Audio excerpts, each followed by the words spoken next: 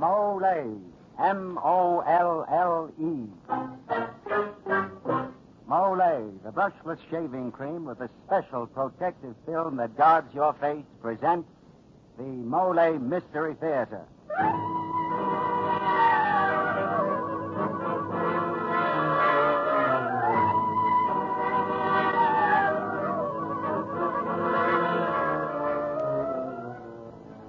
Tonight, Molle, the brushless shaving cream which puts face protection first, brings you another in the series of programs which puts mystery and excitement first. Each Tuesday night at this time, you hear one of the great mystery stories selected either from the famous classics or from the best of the moderns by Mr. Jeffrey Barnes. Mr. Barnes, having made a lifelong study of mystery fiction, is a connoisseur of fine detective stories. Mr. Barnes. Good evening, ladies and gentlemen, and welcome to the Molle Mystery Theater. Tonight's story is unusual in many ways. First, it is an original mystery written especially for radio. Secondly, it is the work of a young man who has never before written a mystery story. The writer is Corporal Frederick Maytho. Corporal Maytho walked into my office one morning with a script under his arm. I promised him I would read his story. I did. And I got the shock of my life. Here was a first-time effort, and yet, in my opinion, it ranks with the very best in mystery literature. So it is with a great deal of pride that we now present for the first time anywhere a story written by Corporal Frederick Maytho and entitled The Comic Strip Murder.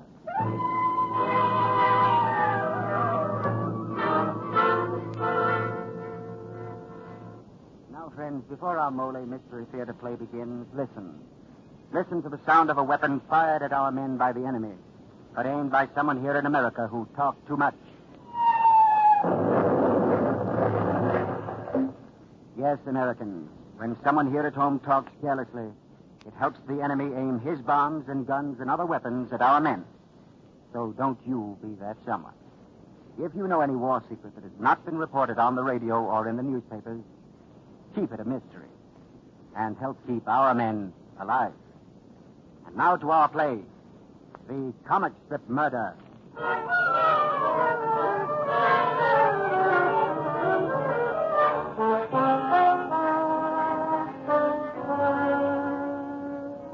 is evening. Two people sit on a dimly lighted terrace of a New York penthouse apartment. One is the district attorney, the other a woman who looks tense and frightened.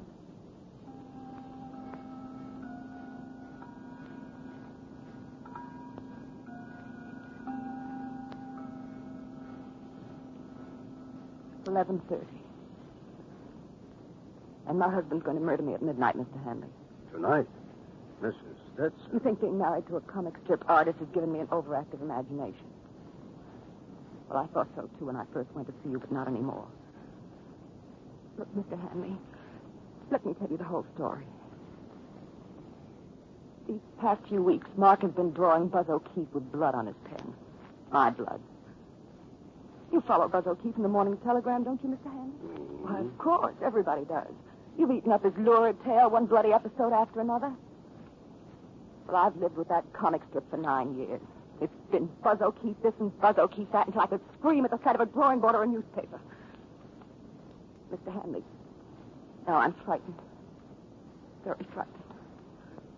You see, Mark's murders are so messy. His fans love blood and pistol shots and poison and spiked doors and charred bones and acid.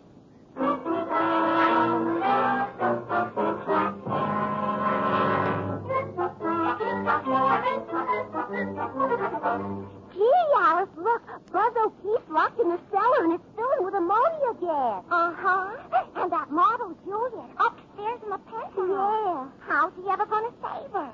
Him locked up like that.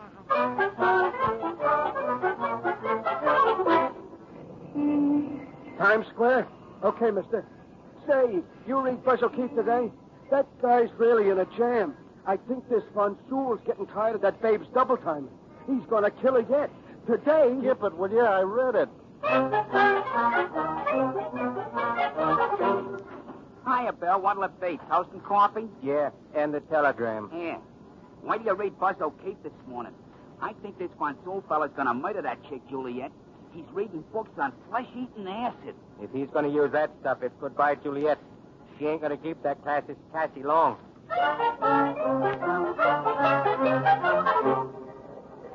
Buzz will save her. No, not this time. Juliet, they're going to... She ought to die. Lots of guys want to kill her. Wouldn't fool around like Buzz that. will be. Buzz will... Buzz. Buzz. Buzz. Buzz. Buzz.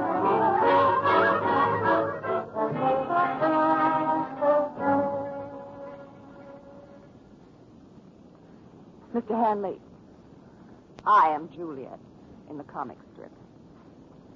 The reason Mark's going to kill me is because of John Slater. See, Mark and John are partners in the O'Keefe strip. Golly, I remember the night Buzz O'Keefe was created 9 years ago.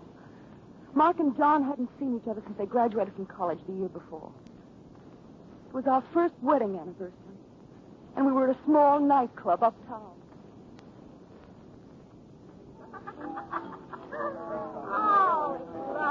Well, John, you old bat. It's about time you showed up. That's right, John. We thought you'd never get here. You know, you've been promising to come east for a long time. Took me that long to get over your saying yes to Mark and no to me, Julia. Making any progress in the commercial art field, Mark? Well, this freelance business is all right in spots, John, but... But we do all right, John. Oh, I see. Like that, huh? Mark, why don't you get into a steady line in art? How about newspapers? Political cartoonists do well, or say, why don't you do a comic strip? Good money in it if it catches on. Well, Mark's tried that. I guess they don't like his sense of humor. Who said anything about humor? Comic strips aren't funny anymore. Get up a good blood chiller, an adventurer for a leading character. A detective, maybe. A guy who's always getting into tough spots and getting out of them again. Crime, the gorier, the better. Well, it's an idea. Look, Mark, do me something to show around. About a week's strips. The balance of the story and outline. I'll sell it for you, Mark. What do you think? Well, why not? I think a detective would suit me best, though. Should have an Irish name. Let me see. Ryan, O'Keefe. O'Keefe. That's good. Oh, look, how about calling him Buzz? You know, sort of a busy-sounding name. Buzz O'Keefe. Buzz O'Keefe. Yes, Buzz O'Keefe is swell. Waiter, Yes, sir? bring us another round. We're going to drink to Buzz O'Keefe. Who? Never mind. You'll know him soon enough.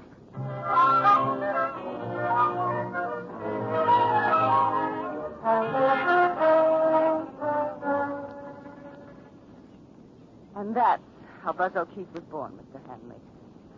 John Slater and my husband, Mark, became partners.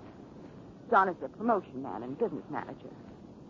Perfect success story, Not quite. There were lots of things we didn't figure on. See, Mark worked hard and late to meet newspaper deadlines. He never went anywhere. I worked hard with him, I guess. I modeled Red Twins, did research work in crime. We thought that the strip would let us lead a normal life after we got it going. Well, it didn't work out. Then John Slater began taking me off. Oh, it was Mark's idea. He brought it up that afternoon. John dropped into the studio about 2 years ago to discuss a contract. Hello, Drudges. What's buzzing today? Drudge is right. I'm in a mess here. Brother O'Keefe is. He's on the top of a building holding onto a high-tension wire, and Concrete Head Joe is cutting the wires, and I'm rooting for Concrete Head Joe. How are you, John? Swell, Julia. Just dropped in to tell you about the new 5-year contract I've got for us. How about celebrating? Oh, I can't, John. Too much to do. But say, Julie's tired of working. Do her good to step out. Why don't you two celebrate? Good hunch. How about it, Julia? Well, the idea's pretty appealing if you really don't mind, Mark. No, not at all. Run along and have some fun.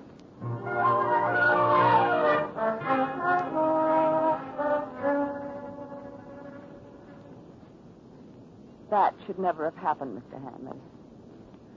You see, I thought John Slater was over his crush on me, but I guess he wasn't. And I guess I realized, too, that I was sick of Buzz O'Keefe and what he had done to 9 years of my life. And that I was sick of Mark, too. Well, one night about 4 months ago, while we were at a cocktail party, Mark came out into the garden and he found me in John Slater's arms. There was no scene. Oh, not then. We didn't talk at all until later in the car on the way home. I knew Mark's been drinking heavily, but he seemed sober to me. Finally, I couldn't stand his silence, and I said something I'd been meaning to say for a long time. Mark, I want you to divorce me. Out of the question, Julie, darling. I need you near me for a while. It's more convenient. You see, I may want to kill you. Mark! Yes, Julie, kill you. This is what kind of a fool you take me for. Don't you think I know that leech Slater is taking you away from me? I do all the work. He gets the same royalties I do. And now it's you he's taking. Or has taken. Mark, you're drunk. Not that drunk, darling. Not that drunk.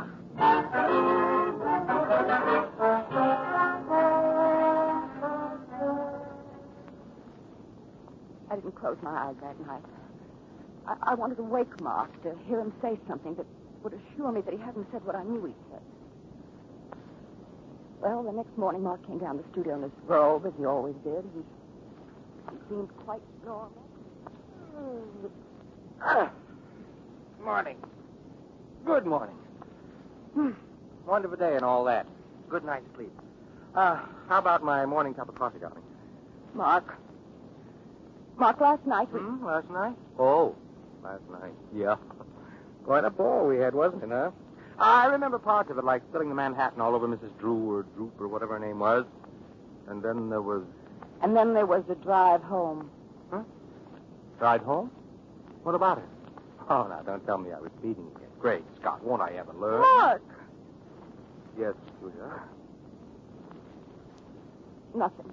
Here's your coffee. Thanks. Now, you run along. Let me work. Oh, before you go, there's something you can tell me that will help.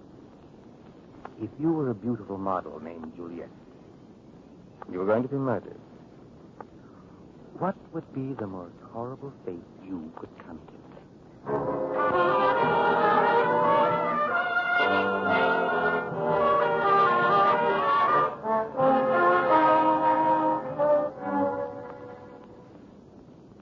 That was the beginning, Mr. Hanley. First, I thought he was really planning a murder for his cartoon detective to solve. And then, well, one night we went to a reception a publisher gave for Jim Tull, the mystery novelist. While I was dancing, Mark and Tull sat down and began to talk. When I came back, they were sitting in an alcove, and they were deep in conversation. They didn't notice me as I stood close enough to hear them. You mean to tell me you haven't yet figured out a way to murder your character, Juliet, Mark? Well, I have some ideas, but none of them quite satisfy me, Jim. You see, there's so many ways to kill a beautiful woman. And the man who's going to do it hates her so. I thought you might have a suggestion. Why murder her, then? She's so proud of her beauty, so arrogant. Well, wouldn't it be a more fitting revenge for your murderer to maim her? Disfigure her? I've considered that. And it is the best. But for my purpose, she must be killed. Maybe I can do both. Why not? You've created a shallow, treacherous beauty. Your readers will relish seeing her beauty destroyed before she dies. Jim, I think you've got something there. That's what I'll do. Or draw, rather. I think I can do both by using a bath of flesh-eating acid. I can just see the murderer as he watches. What happened? Julie, darling, are you all right? Well, what happened?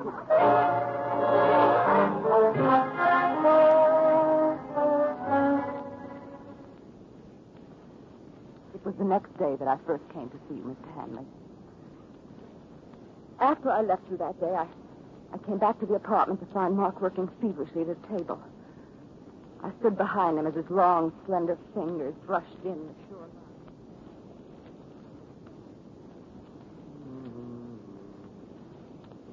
Mark? Mark, why did you model your Juliet's apartment and her terrace after hours? Why should I draw one from imagination when I have a perfectly good one out here? Makes it easier, that's all. You were even putting in our fish pond. Very observant of you, my dear. Yep, I've got good use for that little item. Oh? Have you noticed the size and shape of our fish pond? Well, No? Well, I measured it the other day. It's 5.5 feet long, 2 feet wide, and 18 inches deep. Mark, you can't mean. Ah, but I do. The perfect coffin. And by the way, Junior, in tomorrow's episode when 6 gallon drum of acid.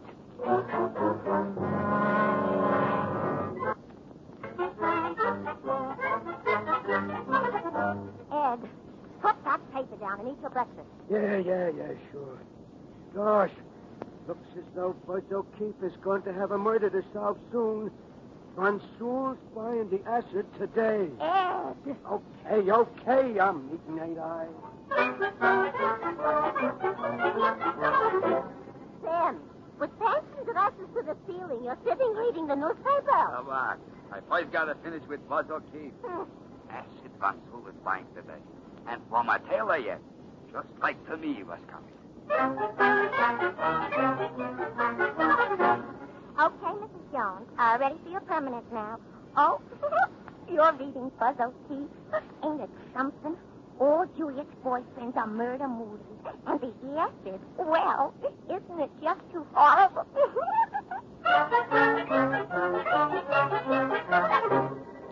She's going to get it. What will it be? What's Acid, 5 gallons of it. I bet it's going to be in the fish pond. Murder. Horrible, ain't it? Hey, look at this. Puzzle saver. Not this. Buzz O'Keefe. Buzz O'Keefe. Buzz. Buzz.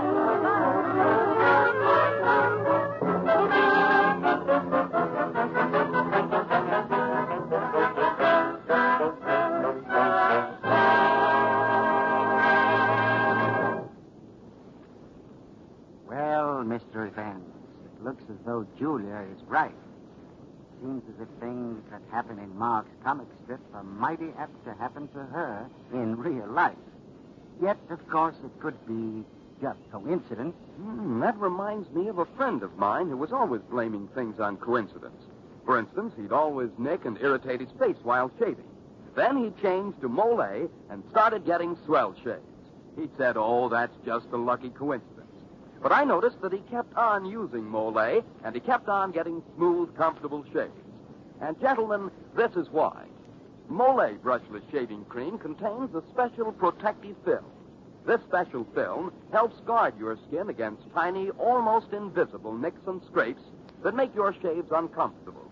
As a result, you get a really pleasant, comfortable shave every morning.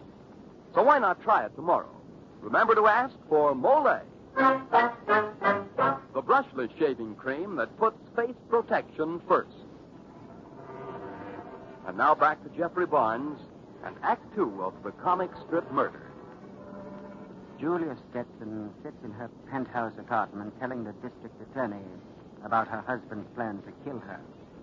Kill her precisely as he plans to kill his comic strip character, Juliet. Kill her by submerging her in a large fish pond filled with deadly acid.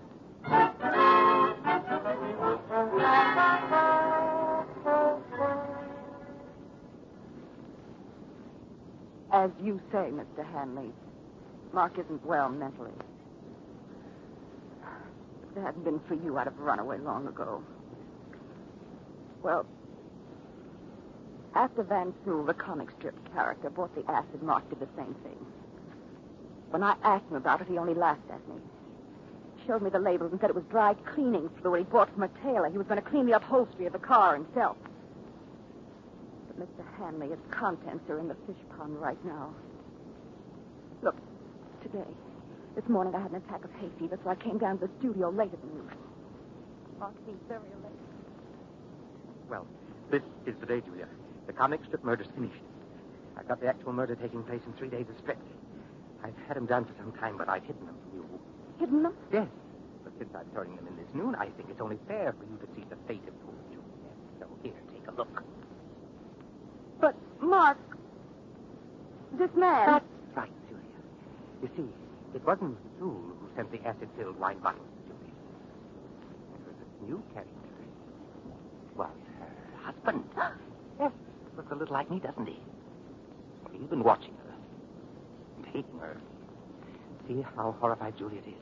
Look at the wonderful expression I got on her face in this panel when her husband takes the hypodermic needle out of his pocket. Good, And look at the action in these panels. See? He grabs her arm here, and she starts to scream, but he gags her with his hand and plunges the needle into her neck. See? It's horrible. That needle in her neck. And here, the final touch. Masterpiece of tenderness. Her husband kisses her gently on the forehead before putting on his rubber gloves. See? Here? And then he lowers her gently into the fish pond. And she can't move a finger to stop him. But Julia, you're trembling. I've never seen you so interested, so affected. Oh, should I take these away? Maybe you'd rather not see them. No, I mean, yes, I want to see them. Good. The last panel's the best. We show Juliet's husband calmly smoking a cigarette as he looks with a faint smile on his lips at what's going on in the fish pond. Of course, we can't show that. But you can imagine. Can't you, darling?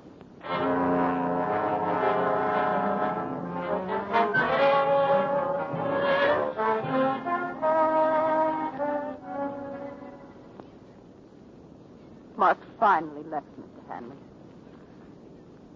But his last words to me were, I'll be back late, darling, around midnight sometime. You'll be here, won't you? That's the story in every detail I can remember. I see. Mr. Hanley, Mark's going to be here any minute now, and I know he's going to try to kill me because, well, tonight's the night Juliet, the girl on the comic strip, is going to be killed. I'm frightened, Mr. Hanley. I'm frightened something will go wrong with our plans.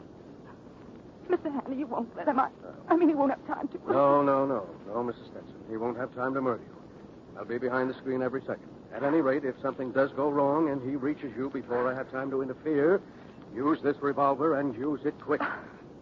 All right. And I'm to stand at the far end of the terrace. Yes, as far away from the fish pond as you can. It's 12.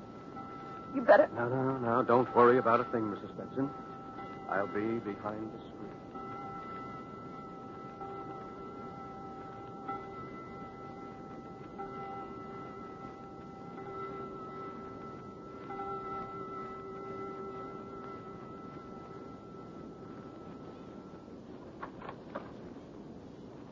Julia, where are you?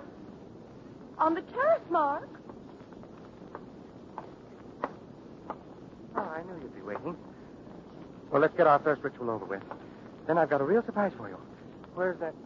Oh, yes, it is. Mark, what are you going to do? What's that needle for, Mark? Well, now, really, Julia, dear, after all, this can't be news to you. We've gone over it before. You should be past being frightened by now. Here, give me your arm. No, Mark, no. Oh, stop squirming. No. It won't hurt. That's why I'm doing it. No, you tried to kill me. No, let me go. Let me go. Julia, you fool. Give me that gun. Mr. Hanley! Mr. Hanley! Julia. It's all right, Mr. Stetson. They were blank cartridges. Mrs. Stetson, I arrest you for the attempted murder of your husband. What did you say? You can drop it now, Mrs. Stetson. It's curtain time. You don't know what you're talking about. Well, you saw him try to use that needle on me. It's full of poison or drugs. You saw him. Yes, poison you put into it this afternoon. Poison you put into your own hypodermic needle. Oh, we know your husband has been giving you injections for hay fever. What about the acid? You and John Slater bought that acid, not your husband, Mrs. Stetson. You and Slater had motives for killing Mark, so he wouldn't give you a divorce to marry Slater, so with Mark dead, Slater would get your husband's royalties from the Buzz O'Keefe strip. And the trap for the entire Juliet secret. That's why she gave me that. She gave me that story. Why, I thought it was such a good story, too. But she was leading to this crime. Julia, you listen. The most ingenious part of the whole thing was calling me in on the case. If I'd believed the story, she had just got through weaving for me, and if she had shot you, it would have been a clear case of self-defense with the district attorney as her star witness. But they always slip up somewhere. What do you mean? How? You forget that today was your wedding anniversary. So I was lucky enough to find that out. Mrs. Stetson, a man who is going to murder his wife, doesn't arrange a surprise party for her at midnight. Mrs. Stetson, come back here. Stay away from that parapet. Julia, don't climb over. You'll fall. Come back. No, nothing doing. If you don't like it, come and get me. Stanley, stop her. She's trying to walk along the ledge and then escape with the fire escape. Oh, good Lord, it's 50 stories down. She's mad. Julia, look out. Julia, you're going to... No!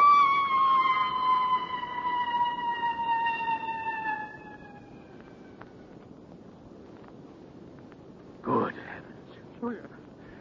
Julia. Oh, good Lord. Mark, hotel for the night. I'll get in touch with you in the morning. The bell. I'll...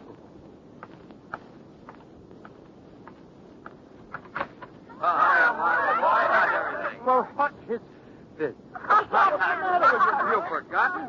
Come on, everybody. All together. Happy wedding anniversary! Oh.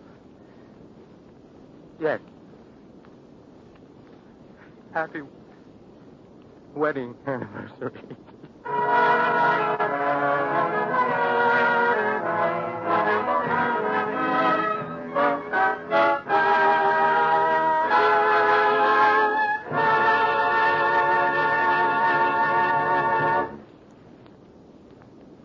So, ladies and gentlemen, we come to the end of tonight's exciting Molle Mystery Theater presentation of The Comic Strip Murder. Hey, mister, what's so funny? Oh, boy, what a comic strip. It's called The Little Shaver. It's all about this guy who nicks and scrapes his face while shaving every day. Oh, is that funny? Well, it sounds very funny. What's happening in the strip today? Well, here's where he dreads to begin his shave. And here's where he nicks himself. Well, say, why doesn't someone tell him about Molle? That'd spoil the comic strip. Well, then there wouldn't be any problems. No problems, no comic strip. Well, friends, it's true. Molle does put an end to shaving problems. Molle helps guard your face from irritating little nicks and scrapes because it puts face protection first. Because, you see, Molle's special film has more real body and substance than light, fluffy cream. It gives your razor something to ride on. and then also, Molle's special film contains a blend of beard-softening ingredients and non-irritating oils that are actually of medical purity. Molle is made of official United States pharmacopoeia ingredients, the same as used to fill doctors' prescriptions. yes, in every way, face protection comes first when you use Molle. So your first Molle shave is really pleasant. And day after day, as that special film helps guard your skin, your shaves get better, better, and better. When you shave with M-O-L-L-E. Molle, the brushless shaving cream that puts face protection first. And now, once again, Jeffrey Barnes to tell you about the Molle Mystery Theater play for next week. For next week, ladies and gentlemen, I have chosen a classic short story of suspense and murder by the eminent W.W. Jacobs. It is entitled The Interruption. So, mystery fans, we invite you to be with us next week for an ingenious tale when you will learn the secret behind The Interruption.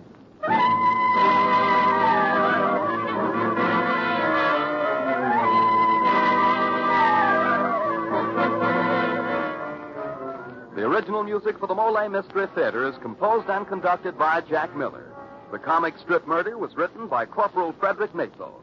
Until next Tuesday, this is Dan Seymour saying good night and good shaving with Molle. The brushless shaving cream that puts face protection first.